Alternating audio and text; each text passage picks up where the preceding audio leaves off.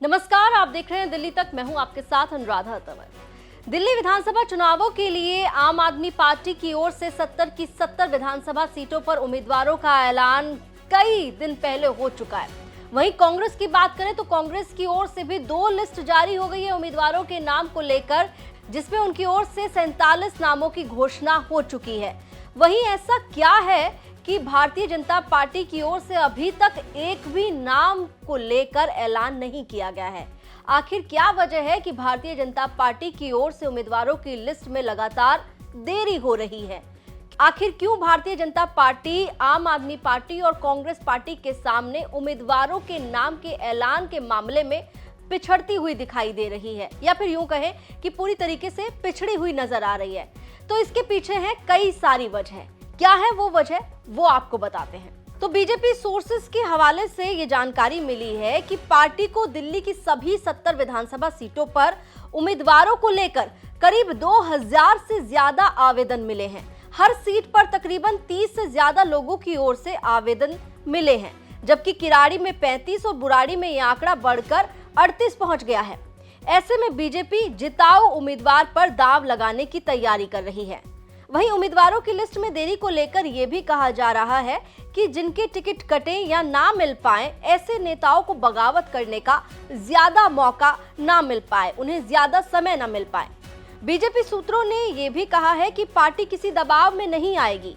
BJP के एक वरिष्ठ नेता ने यह कहा है कि हमारे पास एक आंतरिक प्रक्रिया है जो उम्मीदवारों के चयन का फैसला करती है। बीजेपी उम्मीदवारों के चयन के लिए सीईसी की बैठक प्रधानमंत्री मोदी की 5 जनवरी की रैली के बाद कर सकती है। यह भी कहा जा रहा है कि बीजेपी खरमास अवधि के दौरान कोई महत्वपूर्ण फैसला नहीं लेती, जो हर साल 14 जनवरी को समाप्त होता है। हिंदू कैलेंडर में भी खरमास को अशुभ माना जाता है, इसलिए बीजेपी की पहली लिस्ट 14 जनवरी के बाद घोषित होने की संभावना है। बीजेपी उन विकास की योजनाओं पर फोकस करने की तैयारी कर रही है जिनका ऐलान प्रधानमंत्री मोदी अगले कुछ दिनों में करेंगे। कांग्रेस की ओर से कई सीट पर मजबूत उम्मीदवारों को टिकट दिए जाने के बाद बीजेपी उन सीट पर मंथन कर रही है, जिसमें नई दिल्ली सीट से केजरीवाल के खिलाफ कांग्रेस ने संदीप दीक्षित को टिकट दिया।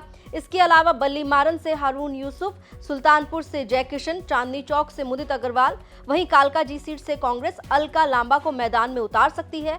इन सीटों पर बीजेपी का अनुमान है कि कांग्रेस सबसे ज्यादा आम आदमी पार्टी को नुकसान पहुंचाएगी, तो ऐसे में बीजेपी को फायदा ही होगा। वहीं सूत्रों की माने तो नई दिल्ली सीट को लेकर बीजेपी प्रवेश वर्मा के नाम पर पुनर्विचार कर सकती है। यहां केजरीवाल के खिलाफ कांग्रेस ने पूर्व मुख्यमंत्री स्वर्गीय शीला दीक्षित के बेटे संदीप दीक्षित को टिकट दिया है, और इसके साथ ही बीजेपी अपने वोट शेयर को 30-35 से बढ़ाकर 40-45% पहुंचाने को लेकर रणनीति बना रही है। तो ये वो तमाम फैक्टर्स हैं जिन पर बीजेपी का मंथन अभी चल रहा है। बीजेपी मंथन कर रही है, विनेबिलिटी पर ज्यादा फोकस कर रही है। बीजेपी को ऐसे कैंडिडेट्स चाहिए जो जीत कर आए। साथ ही साथ ये भी कहा जा रहा है कि हर सीट पर बीजेपी को 30 से ज्यादा आवेदन मिले हैं, और ऐसे में उन आवेदनों को लेकर भी एनालाइज कर रही है बीजेपी। इसके साथ ही ये भी माना जा रहा है कि खरमास की अवधि चल रही है जो 14 जनवरी को खत्म होगी, और इन दिनों के दौरान बीजेपी बड़े फैसले नहीं लेती, अक्सर महत्वपूर्ण फैसले नहीं लेती है। तो ये माना जा रहा है कि 14 फरवरी के बाद ही बीजेपी की ओर से पहली लिस्ट उम्मीदवारों की आ सकती है। इसके साथ ही कई और फैक्टर्स भी हैं, खासकर जो वोट शेयर को लेकर कहा जा रहा है कि वोट शेयर जो बीजेपी कर रहा है 30 से 32-34%, उसको अब बढ़ाने की तैयारी बीजेपी ने की है, और उसे 40 से 45% पहुंचाने के लिए कैंडिडेट्स को लेकर, कास्ट कॉम्बिनेशन को लेकर, कॉन्स्टिट्यूएंसी को लेकर भी रणनीति तैयार की जा रही है। आमतौर पर अभी जो, अगर हम पिछले चुनावों की बात करें तो आम आदमी पार्टी को जो वोट शेयर मिला था वो 45% के ऊपर था। ऐसे में कैसे आम आदमी पार्टी का वोट शेयर कम हो और बीजेपी को फायदा हो, इसको लेकर रणनीति तैयार की जा रही है। और खासकर यहां पर कांग्रेस का जिक्र करना होगा।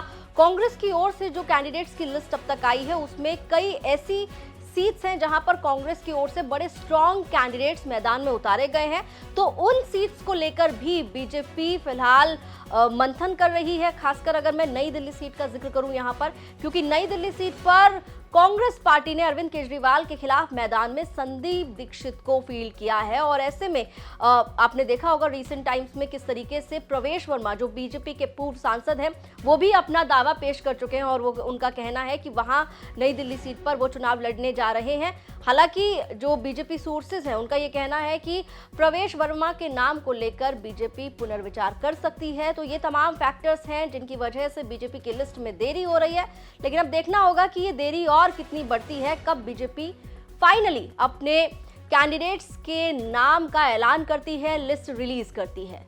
दिल्ली से जुड़ी हुई तमाम खबरों के लिए देखते रहिए दिल्ली तक।